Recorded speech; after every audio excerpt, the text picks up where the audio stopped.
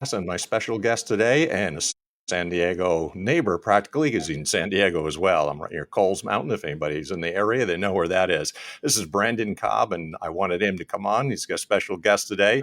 He's got an MBA, he's Chief Marketing Officer and a professor. And what he does is to market strategies to more innovation and also with insights to grab customers' attention. So I wanted to get him on the show today. Thanks, Branden, for taking out some time for your busy schedule. How are you today? And tell us a little bit about your background.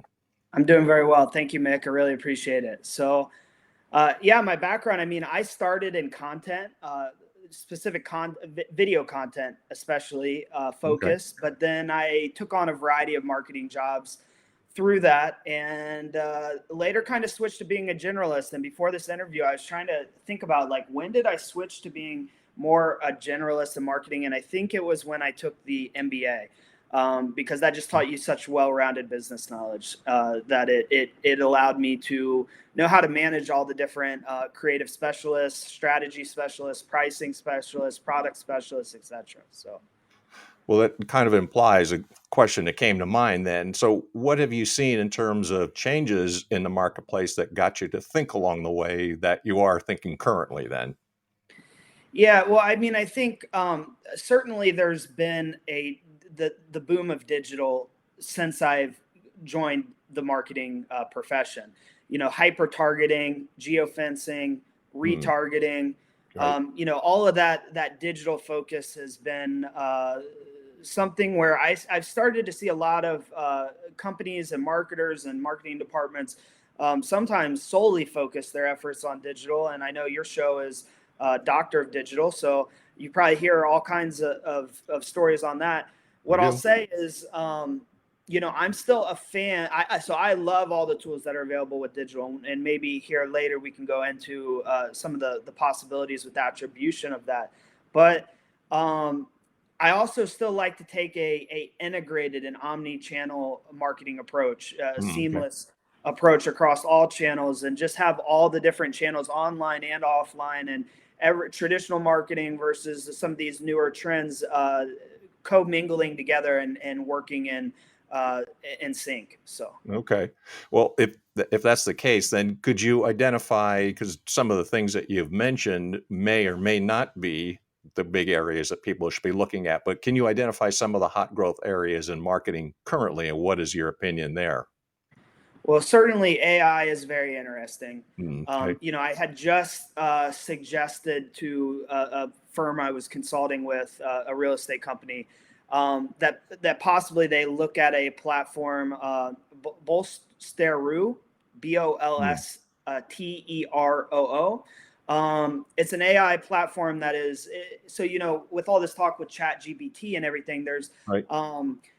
they allow the creation of blogs through it, similar as you could probably use ChatGPT, but they also allow the creation of AI images Hmm. and social media scheduling. So some of those tools that you've seen, like the Hootsuite and Buffer and that kind of thing, this is a mix of AI and those scheduling tools together. And so if you're trying to uh, have basically AI both creating the post and scheduling the post. I imagine there's going to be a lot of different options that are coming out there. So Hmm. AI is very interesting. But besides that, I think probably the advances to attribution and the need for proving return on investment. So, I think in the digital space, it is naturally easier to attribute a certain channel to what the result is.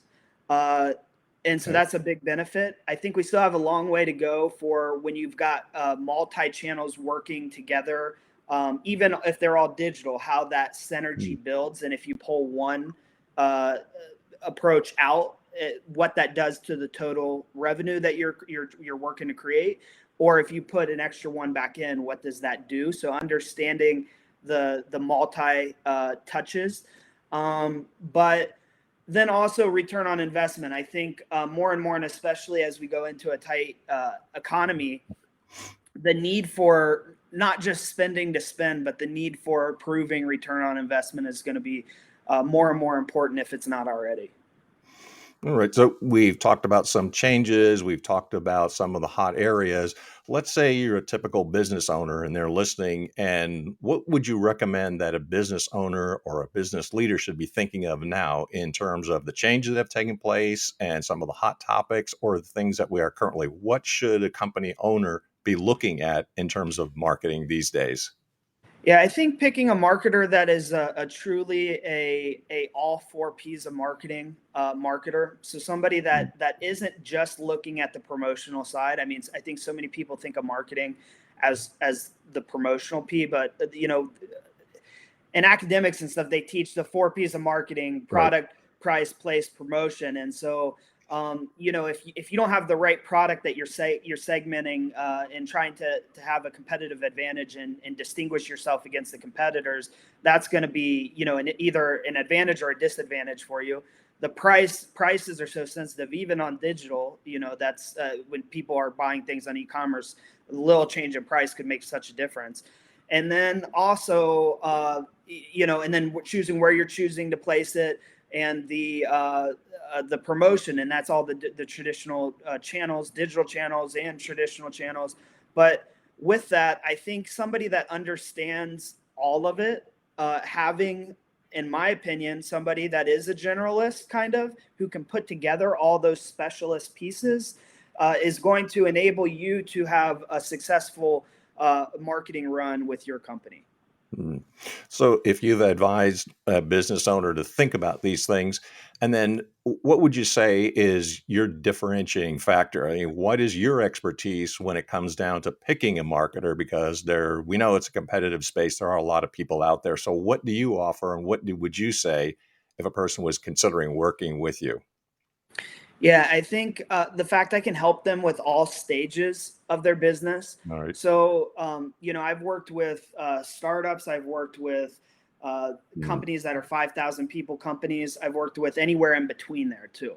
So, every stage of the business takes a slightly different marketing approach.